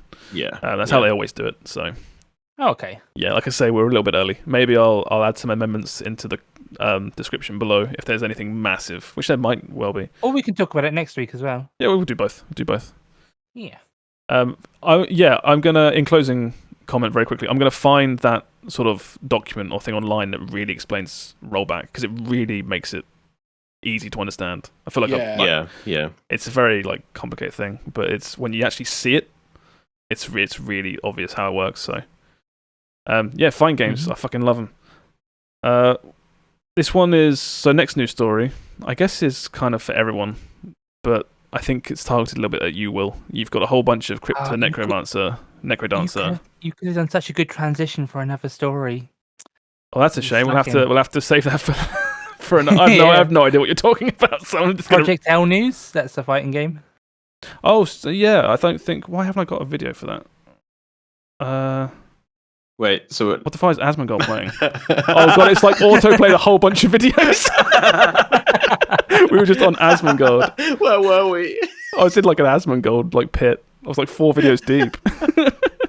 Okay, yeah, I completely forgot about this. Mainly because it's not a lot. Okay, I'll go fuck myself then. That's fine. Oh, we'll come back to you in 2 seconds because we can clear this really quickly. Project L that's cool. had an update video, which was, I'm going to straight up say there's like no update here, basically. They announced, I see a lot of streamers getting hyped on this video. That's how you know there's no content, when you have to. Yeah, pretty much. Yeah, I don't want to say it, but yeah. They said in this, it's been like 9 months, I think, since the last update, and all they said here is the game is free to play, which wasn't confirmed before, but it was kind of like, it was obviously obvious. We all knew it. Everyone knew it. And they also showed a character sort of concept sheet for Illaoi. My tentacle priestess. Yeah, no gameplay, just like concept art.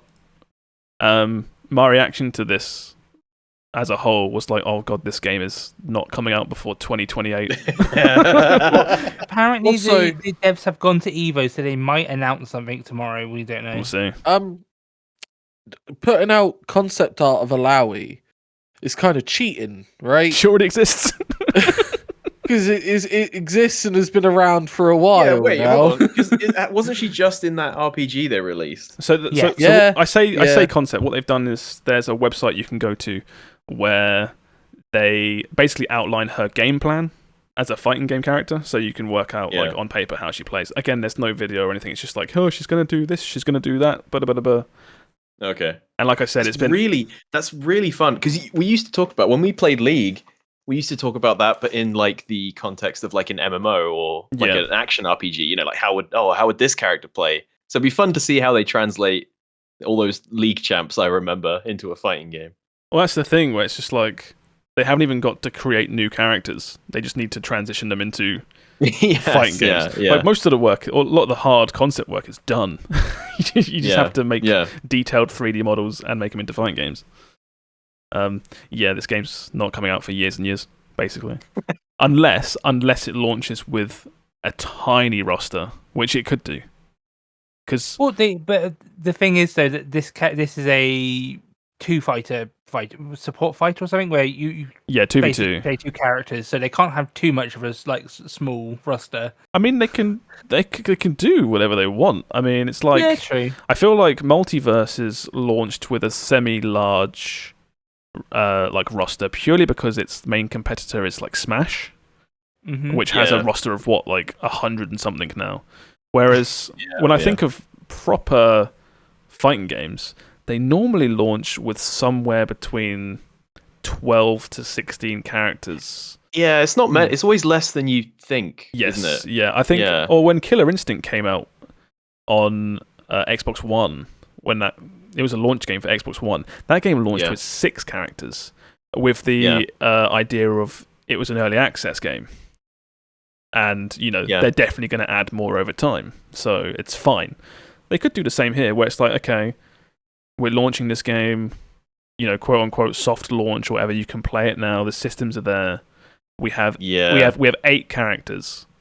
But this is obviously appealing to. I mean, this is chiefly appealing to fighting game fans, but also I'm sure they're hoping to pull across some of their League fans or pull back in some of their League fans. And every character they don't include is a larger percentage of their fan base, which is going to be pissed off that they didn't port their fighting game character. Yeah, across, just the hardcore League player. Just new news on Project L. Is my character there? Nope. Okay, don't care. You didn't include Hecarim. Come on, what are you guys doing? There's no Pantheon. Clowns. Jesus. We all know who it's going to be. You're going to have Teemo. Let's all predict which character is definitely going to show up. Teemo is definitely in. Teemo's a lock for sure. Yasuo. Yeah, I was going to say Yasuo's got to be in. He's Draven. Yeah, Draven will be in for sure. Draven will be like the fucking worst zoner ever. It's going to be horrible. Okay, who's a character who you think would be terrible in it? Like maybe Azir, but Udyr. All he did was slap people. He would just have one attack. Actually, Udyr's gotten a trailer for a remake. He's literally being fully remade, so he could be in as well. Never mind then. Literally, just like the other day, they've put that out. It's like who was some of the poster boys? Like Ezreal, he'll be in, right? Yeah, he was the old main. Yeah, I was going to say Ahri, but she's already confirmed.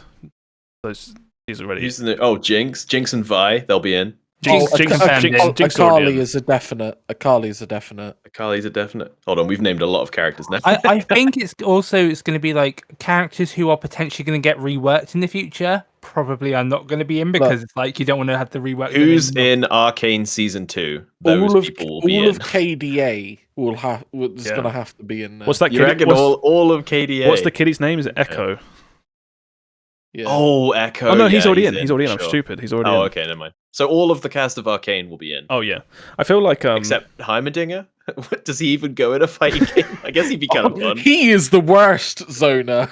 Yeah, he would put down a turret. Just come over here, buddy. I've literally in my head. I can see a Draven in his corner of third stage throwing daggers at me, and I cannot do anything. And this isn't even real, and I'm getting mad.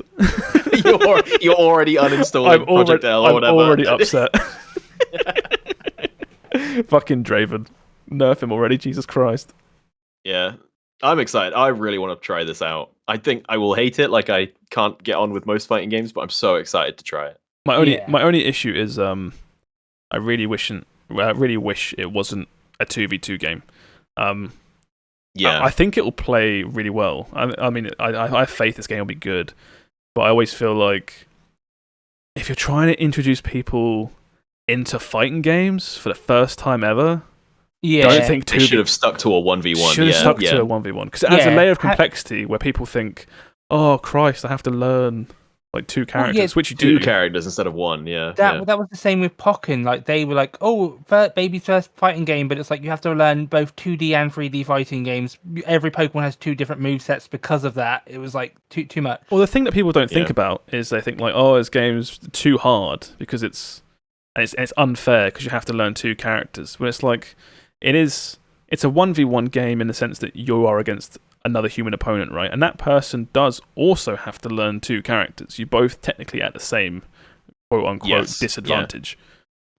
No one's got different outside of characters. No one's got different major mechanics. You both have to learn 2 characters. So, like I said, I just think for a game that's going to be heavily targeted towards League of Legends players, maybe they should have kept it simple. I don't know. Maybe they've got some overall vision that could have only been seen in 2v2. I don't know. For me, it's kind of like my initial thoughts when I hear 2v2 is like, oh, I'm gonna have a character who I'm gonna like try main, but then it's like the other character is like, do I have to pick someone who's gonna be like good with that person? It's like, is there gonna be like a meta pick?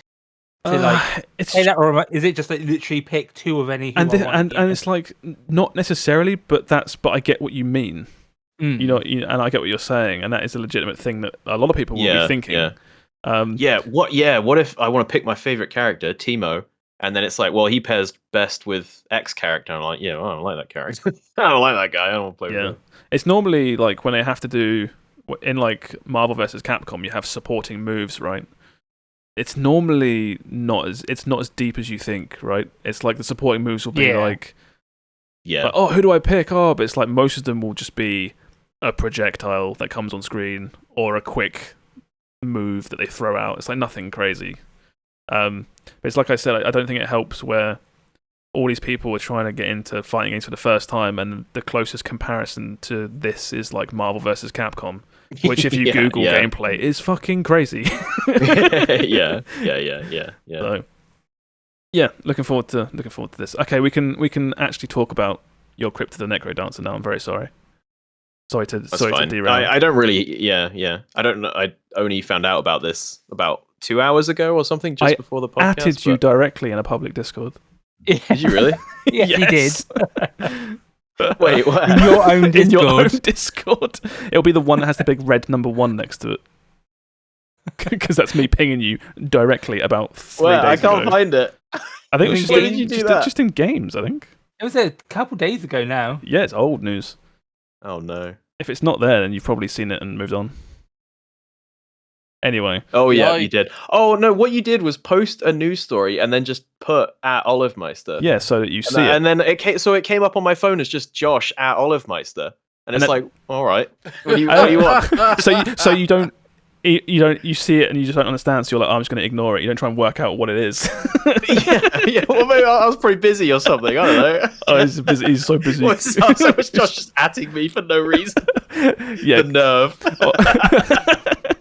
The absolute peasant. Yeah, you use a lot of this music in your videos, right? I do. The Necrodancer original soundtrack is one of my favorite video game soundtracks. Maybe of all time. It's fantastic. It's really good. This is a double whammy announcement. So the DLC is out. DLC is out right now. It's called Synchrony. Yep. And it's got some cool stuff, like just more gameplay and online multiplayer. But I think the most interesting thing is just full mod support. Oh, yeah. Any game that adds full mod support, I'm like, yes, you king shit right there. Yeah, it's just like, how can we extend the life of this game and just let the dedicated fan base make a whole bunch of cool shit? You want to put Isaac from Binding of Isaac in this game? If I can go for it, just do whatever you want. Love top it. mod is Sephiroth in Necrodancer. That's the top downloaded already. But also then it's, if there's any problems with the game, mods can fix that. Like Binding of Isaac, I've been playing that a bit recently, and having the mod that gives me item descriptions, I'm like, I would not be enjoying this game without that mod. Yeah. It's just the best way to extend the life of the game. The kicker for the whole video for this DLC is announcement of essentially their sequel, I guess. Rift of the Necrodancer, which I'll skip forward in this trailer. I assume it's the same, but like space shit. I don't know. A new standalone rhythm game in a Necrodancer universe. It says here. Well, Rift implies, guitar based. So maybe this will finally be a use for all those plastic guitars that people have got kicking around. No way. You don't think? Cool. No way. That would be badass. Well, maybe not solely, but integrate that in some way. Rift of the Necrodancer single-handedly revives the plastic instrument genre. I mean, yeah, why wouldn't you? You can do whatever you want. They've got Necrodancer money. I've heard they're really expensive now, like second-hand. Really? Oh, I got to dig mine out. Dig yours out. Hero 3 controller. I don't think I have mine anymore, which is a shame. I did have it somewhere. There's like... There was that period of time where it was crazy. There was like a new Guitar Hero game every like 9 months. Yeah, I was thinking about that the other day, how it was like a staple in everyone's house was somewhere there was a little plastic guitar and drum set, in the corner of their room or something, or in the living room or tucked away somewhere, but everyone had one. It was crazy. I don't think there was ever like anything wrong with those games that meant they should have died. It was just complete oversaturation. Yeah. It was right around the time Activision was like, they killed a bunch of franchises by just putting out so many. I think they did the same with like Tony Hawk as well. Yeah. Where they put out like Underground and Underground 2 and Skate and Project 8 and whatever else the fuck they were doing. And it's people were just like, Please I'm not going to stop. buy another one. Yeah. So they were like, oh, these aren't selling anymore? Oh, can it? Because I would kill for... I wouldn't kill. I'm not that crazy for it. I would probably, I think, pick up a new like Guitar Hero type game if it came with a plastic little toy guitar. I think I'm ready for a new one. You think you're back? You ready? I think I'm ready for more it. plastic stuff in the corner of your room. Yeah. I could do that. You can have mine if I can find it. Yeah. Oh, it'll be all like all the white plastic is like yellowed and got like crust all there. Like, you can keep it. No, but then you could make one of those satisfying videos of repairing it, and restoring it. I love those videos on YouTube. Yeah, you've clearly been recommended the same videos that I get. Yeah, some ASMR repairing of a Super Nintendo. Yes, I saw someone stripping and repairing a rusty Desert Eagle the other day. And he did the thing where he popped the slide off, and then the gun looked really like naked. And I was like, "Oh, that's weird. I don't like that." Yeah, put it back. It looked really wimpy. And I was like, "Oh no, I didn't need to see that." No, I've fallen down the rabbit hole of old tech being cleaned, and I'm like, "Oh, this is really good." Yeah. And you're like, "Sorry, go on." I was gonna say, while we're on the topic of YouTube recommendations, is anyone else getting songs but medieval versions? I'm not. No. I've gotten a couple of those. Is that a thing? That is a rabbit. Oh, mate, it's great. Link one video, and then our lives will be changed forever. Yeah, you have to show us one in a bit. There's the DK rap from from Donkey Kong, in old style, and someone linked that. And now, I get a bunch of those recommended. The old DK rap. I don't want to say what's on my recommended. Right, that's none of it is good. Let's move on from this. Let's try and start. I just realised the time. We'll start getting some stuff wrapped up. This one's a quick little one. A Halo 2 streamer has claimed $20,000 in prize money after beating a challenge that was thrown out. This was, what's the guy's name? Really famous. Moist Critical. Okay. Did a bounty to beat Halo 2. There's, what do you call them? There's like skulls you can turn on that are like difficulty modifiers. Yeah. And his bounty was to finish the game with, I think, all of them except one. I can't remember which one. But yeah. It's just insanely hard. Without dying once. The entire game. Without dying. And there are points in that game where the game will just kill you because it feels like it. And that's why it was so difficult. Yeah. Yeah, well, this challenge had been out for a while. And the guy that did it started it and then finished it quite quickly, I think. A guy called Jervelin. But apparently, in this article, I read it earlier, it said that he had attempted this before in the past and gotten really close, but had never done it. So he just decided just to do it. And now I guess you just win $20,000. It's pretty funny. That's like an absolute life-changing amount of money, and it's just for playing Halo 2 really well. I can't imagine just the skill set of like waking up one morning and being like, I'm good at Halo 2. Oh my god, it's good at Halo 2. I could get 20 grand out of this. It's like the most hyper-specific challenge. Like you are literally a person that has attempted this in the past and gotten really close, and you wake up one morning and some guy's just like, if you do it, I'll give you 20 grand. It's like me doing it's like so specific. It's like me doing my morning commute to work and being like, look, if you do it a little bit faster, I'll give you 20 grand. Your specific route. My specific route. I'm like, I can do this. That one there. This one was quite a big one. You had a Warcraft mobile game has been completely scrapped. Apparently it was meant to be an MMO, right? Yes. So it was going to be a mobile MMO in the Warcraft universe.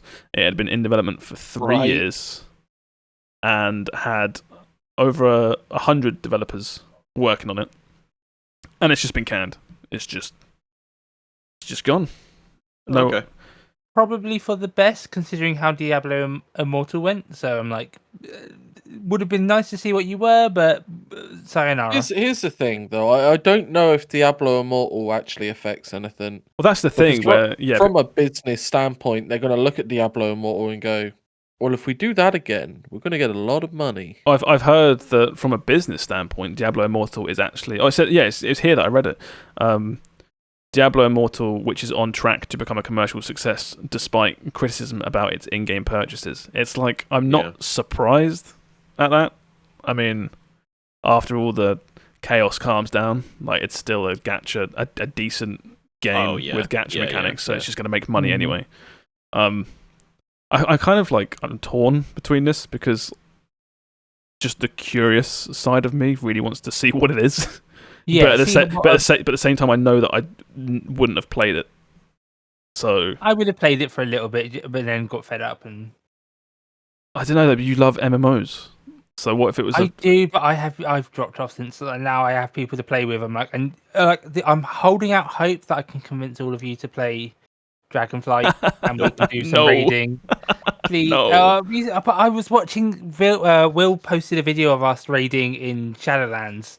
Ages ago, and I was scrolling through his old videos. I was like, "Oh, this was so fun! All of us raiding together. We had crunchy mics back then." That's the was it 2 bosses and a poop shoot is the name of that video. That was a great video. That video, that was funny. I watched that when Steve posted it. That video gives off vibes that it's way older than it actually is. Yeah. I know what you mean. Yeah. Because like, if you told me that was a vanilla raid, I'd believe you. Yeah, it's like Steve said. Everyone's got really crunchy mics, and it's like someone tells a joke. Quality is awful. Yeah, someone tells a joke that you can't hear, and everyone's just laughing. So I want to raid with you guys again. No other game is doing raiding, so it's like, wow. Look back on that video fondly, Steve, because you're never going to get it ever again. No. No, I can't do WoW anymore. I can't keep letting them get away with it. Makes me sad. I just want to play games with you guys. You play games with us all the time. I want to play a raid game where we're like fighting together to beat a hard boss, you know. I know what you mean. I think a lot of the satisfaction from those raids just comes from the time you have to put in before you can do them. There's weight behind what you're doing. Yeah, I think I loved the raiding, but what I didn't love was the weeks and weeks of pretty mindless grinding that led up to that, you know. I'm willing to put in a lot of time into a game again for a big outcome like that. I just don't want it to be World of Warcraft. Yeah, I get that. We need more MMOs. League has an MMO coming out. Let's pray. It's not even like an MMO. Just like we had a lot of fun doing the same thing in Destiny 2. Like, oh my god, let's do a Destiny 2 raid. But that's the thing where it's just like, but I'm just like, but we've done. Are there really no other good games that capture that feeling? I will say I kind of got that feeling when we did that night where we played GTFO. That's the closest I think I've come to feeling that same kind of like work together kind of vibe that we. Maybe we should hunt for more games like that. Then I think we had. If people know of one, I'd love recommendations. If anyone knows of a really good like co-op 4+ player co-op game that will be fresh to us. I'm being really vague. I don't know how to really describe it. Actually, just suggest anything really in the YouTube comments down below or on one of our Discords, and anything, even if it's old, new, and we can give it a yay or a nay. Yeah, not in Discord. Do it in the comments below. Cheers. Thanks. Cheers, buddy. Thanks. And also if you like breathing as well. Oh, I love breathing. But yeah, I know what you mean about. I had something similar, I think, when we first played Tarkov. Because we jumped into that. Oh yes, that's a good shout. Actually, yeah. We were terrible. We were killing each other, but it was like it was really fun and it was weird and it was new. Yeah, just want more like that. I want more different co-op experiences. I don't know. I feel like more games than ever have co-op, but they don't. Not like in interesting ways. You know. I don't know. I really liked the launch of Valorant, where it was like, oh my god, a new Counter-Strike, and everyone was figuring out strats and things like that. Or the start of any brand new game is always the best because everyone's just figuring stuff out and my god, you can do this, you can do that. Oh, it's great. That's why fighting games are always great when they first come out because everyone's on equal playing field, and there's OP strategies that aren't actually OP and stuff like that. Yeah. We'll move on from Blizzard stuff. More Blizzard fumbles because they fumble every week. This was Steve's one. Do you want to go into this, I was Steve? surprised you've not said this. This was basically, there was a Microsoft and Sony like debate or something, but and like I think it was about COD, and Sony was like, it was like some law somewhere being like, having exclusives, like especially the Blizzard ones, you're becoming too much of a monopoly. Yeah. And Microsoft have come out saying like, there's nothing unique about Blizzard games. They've got no must-have games. Yeah, it's obviously for a massive. Wow! Imagine getting slapped by Microsoft. Or that's the thing. That's the thing. They're buying them though. Well, that's the thing about it is, it's not a slap. It's like diversion, because obviously, what was their purchase? It was like 8. Was it 8 billion or 80 billion? It was something ridiculous. Yeah, 60, it's like it was almost 69 billion, wasn't it? It was like 68.7 or something. It was insane, and we're now at the point of the acquisition where it's being investigated, and people are like, right, is this actually legal? Should this, because anti-monopoly laws and stuff, should this happen?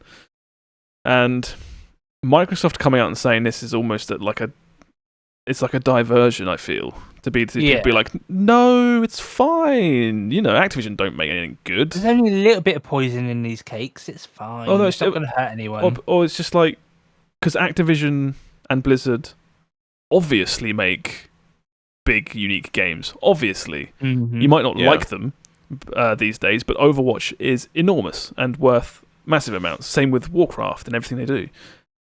And this just feels like they're like, no, just let us acquire them. It's fine. They don't even make anything good. We just want them. but the internet is latching onto this, being like, Microsoft saying that Blizzard is shit. Well, that's the funny angle that you can take. Yeah. Where it's just like, motherfucker, you're buying this for like 70 billion. You're calling it shit. You idiot. But I just found that funny. I think do you think Microsoft is like buying basically Call of Duty, and then they're like, and then Blizzard is like, and us, right, guys, right?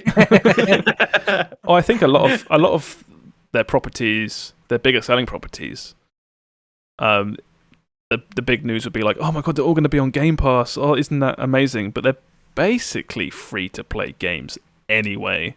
Like Overwatch, going forward, is now officially a free-to-play game.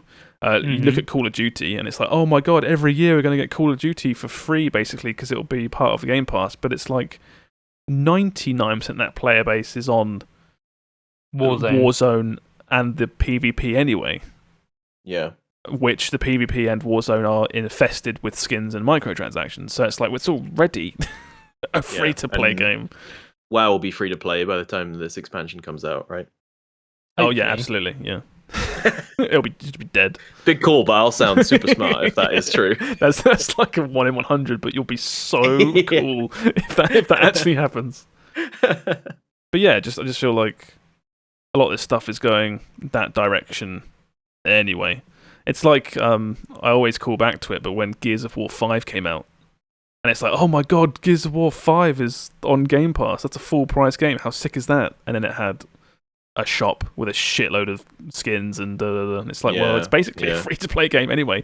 It's not like you're getting a premium game for free. It's more like I feel sorry for the people that bought it on Steam for full price. I remember you saying it's like they're treating it as a free-to-play game, and then the people who buy it is like, that's nice of them. Yeah, it's a nice bonus. It's like a weird transitionary period where it's like, well, we still have to sell it for full price somewhere, so people think it's still a proper full price game, despite the fact that we're it's a weird one, but it's interesting for sure. Yes, that new story. Last little one very quickly. I don't know much about this, but people are quite excited for it. Tactics Ogre Reborn, which is a remake of Tactics Ogre. Has anyone played this? I thought maybe Sam had heard of it. No. I have not. I usually like tactics games though, so I'm like maybe, but full price at the moment, like probably not. Well, people were apparently been screaming for this for a while. People that love it. It's like Final Fantasy Tactics.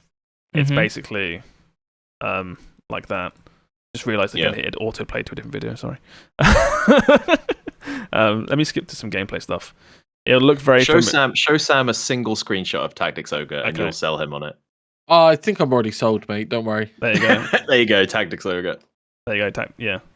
Fine. That is very Final Fantasy Tactics. It is Square Enix. Here you go. Look at all this stuff that's on screen right now. You can see like. Yeah, I understand. But okay, actually, that looked pretty cool. Yeah. Another interesting part of this is there was an NVIDIA Shield leak a long time ago, where some guy was like, "Here are a bunch of games coming out," and people were like, "This list is ridiculous. You're insane." And now it's slowly coming true. And this was on that list also included like Final Fantasy IX remake. Yes, it did. Yeah. I'm like, oh please, that's all I care about. Let me see if I can find that. Oh wow, skipping 8? Well, 8's been remastered already. It's been updated. 9 hasn't. I'm trying to find. 9 has. I've played a HD remake of 9. Or remaster, rather, remake. I'm not sure, but I want whatever 9 they're doing. I might give it to me. 9 is the best one. Just trying to find a picture or something of the leak. Basically, a lot of stuff on that leak was like Resident Evil 4 remake, which a lot of stuff is obvious, right? But it is coming true, like slowly over time. A lot of Sony stuff coming to PC, which at the time wasn't happening, but now is. Like God of War. Stuff like that. Uncharted, Capcom, Dragon's Dogma 2, Resident Evil 4 remake, Street Fighter 6. Again, obvious stuff. A lot of this is like, like obviously. No, but now there is stuff like Tactics Ogre remaster. And I'll give him that one. The Chrono Cross remaster and just little bits like that. I just like that when someone's like, guys, super secret leak. They're gonna remaster Resident Evil 4, and it's like, no fucking way. Obviously, you're lying. yeah. But yeah, like I said, a lot of stuff on the list is like obvious sequels, like Street Fighter 6. But like Dragon's Dogma 2 is a bit of a weird one. Stuff that isn't announced that could be cool is like a new BioShock game at some point. Well, it says BioShock 2022. The year's getting on. Oh, this is quite old now, I think. This article isn't, but the actual leak is. That's right. It's been delayed, probably. This was during the later half of 2021. Was a leak of games, and as I said, it's slowly happening. So yeah. Nice. Good.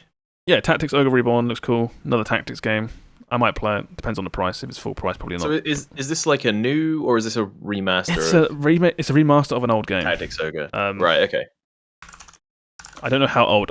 Maybe PS1. Maybe even older. I don't really know. Can't find it right now. All I know is it's This is the one with the super weird Tactics Ogre Let Us Cling Together. That was the subtitle. 1995, Super Famicom. No, it can't be that old. Yeah. I don't think it's. I think there are multiple of them. So and it's just like one of them. That was a remake in 2010 of the Let Us Cling Together thing. So we don't know anything about Tactics Ogre, I think, is the. But yeah, maybe. I mean, this looks like. The screenshot's tiny. That looks like an old version of what I just saw, so I'm going to believe it. Again, like I said, that's going to look great on my Game Boy Advance. It'll look great on my Game Gear. It's giving me nostalgia for Final Fantasy Tactics Advance, though. Yeah, give us a new War of the Lions 2 or something. Hell yeah. Yeah. War of the Lions was sick. That's PSP, right? Yep. I love that game. I like that game. That was really hard, though. I never get far in that game. I never finished it because it was so hard. You're totally right. Yeah. 12-year-old me could not figure that fucking game out. Yeah, you go from like that, then to like Metal Gear Acid, and you're like, oh my god, what is going on? Oh my god, there were so many great PSP games. Holy shit. Ridge Racer. Patapon. Ridge Racer. Oh, Patapon. Oh my god. I still have dreams about Patapon. Just awakened a core memory that I've forgotten about. Patapon. No, don't do it. I'm gonna go play Patapon. I'll see you later. Yeah, I'm gonna go see if I can dig my copy out. I've got my PSP just over there. I can see it. All right, we'll call it a week then, because we've all got to go off and play Patapon. Do you want me to quickly tell releases? Yeah, you can give us some releases. What we got, Steve? Okay, so on August 9th, which is the day this podcast comes out, we have the Monster Hunter Sunbreak first free DLC wave. I thought that was out already for some reason. What's the headline? Luna Narjacuja. And What'd you call me? You fucking heard. Also on the day that this podcast comes out, August 9th, we have 2 Point Campus. If you're a fan of the 2 Point Hospital games or whatnot, you'll like this. British Streamer Bluntcast talked about it a bit last week. We did, we talked about 2 Point Hospital last week, and I assume this will follow the same vein. Yeah. The next game is not super clear, and if it's like August, somewhere between August 9th to August 11th, we're getting Tower of Fantasy, which is a mobile game that's also coming to PC. People are saying it's very could be the next Genshin Impact, like levels of like this game could get big. Heard of this? Initial release date 16th of December 2021. Yeah, it's coming. Apparently, you might be able to like pre-download it on the 9th and then play it on the 11th. But this is a single player. Well, I think it's an RPG of some kind where you have 3 characters. Again, just because Genshin was big, this might pop up. Anime as like fuck. Oh, that is cool. Is this very anime. Sell my, details to the Chinese government like Genshin does? Probably, oh, yeah. Damn it. And then on the 11th, we have Cult of the Lamb, which I think a lot of us are looking forward to playing. I'm pretty excited for that, yeah. And on August 12th, we have Spider-Man Remastered coming out on PC. That game is amazing. The game is good. The game is really good. I loved Spider-Man on, what was it? It was PS4 when it came out. PS4, yeah. PS4. And then 5, and then now PC. Yeah. Does the PC version have the Miles Morales DLC? I assume so. Because that's a good little DLC as well. No, it's just if you're a Spider-Man fan, which I think a lot of people are, it's just a solid Spider-Man experience, which sounds weird to say, but it's like a really good story as well. I didn't expect. Yeah. I thought I was sold on like the being a Spider-Man thing, but the story was pretty good actually. I appreciate it does the thing that the newer Spider-Man movies does, where it doesn't bore you with the origin story again. It's like you are Spider-Man. You are Spider-Man. Yeah. You know how this shit works. He gets bitten by a spider, but you know how it works. Just that first bit where it plays a cutscene, he jumps out the window, and it goes straight into gameplay. And you're just like, oh yeah, that's really cool. That feels really good. Yeah. Highly recommend that. It's like it's a full price game. It's like 50 quid on Steam, but it's a good length as well. I remember it being approaching 20 hours, I think. Public service announcement for it though. Apparently there was a bug with the pricing. So if you've already pre-ordered it on Steam and you're just from any country, I would double check because they said something about maybe refunding it and then buying it again. It was on Steam for 55, and that was a mistake. And now it's down to 50, and you should, if you pre-or purchased, you can get that money back by refunding and rebuying. Oh, okay. It's not a bug though; it's an arachnid. Thanks for listening, everybody. Thank you. That's really good. I'm really proud of you. No, it wasn't that good. I liked it. Thanks for listening, everybody. We've made it to the end of another week of the show. So, as always, we'll do our socials and then we'll get out of here and play Patapon. My name is Josh, aka BottlerWorks. You can find me all the normal places, Twitter and Twitch under the same handle. As I said, check out my YouTube. There might be a single video. God knows, maybe not. Go on, pimp it. Pimp it. Yeah, it feels gross. I hate it. But yeah, so check that out as well. How about you, Will? Hello, my name's Will. You can find me at patter_pon on Twitter. Yes. And Steve? Hi, I'm Quikwix, and no matter how much you mention Patapon, I'm not playing Digimon Survive again. That's fine. Okay. Well, because Patamon, there's a Digimon. Oh, if you've ever got to explain the joke, it doesn't land. Oh, sorry. I'm going to be sick. And Sam, where's Sam? I'm here. I'm Sam. He's still Sam. Thank you, everybody. Bye-bye. Bye.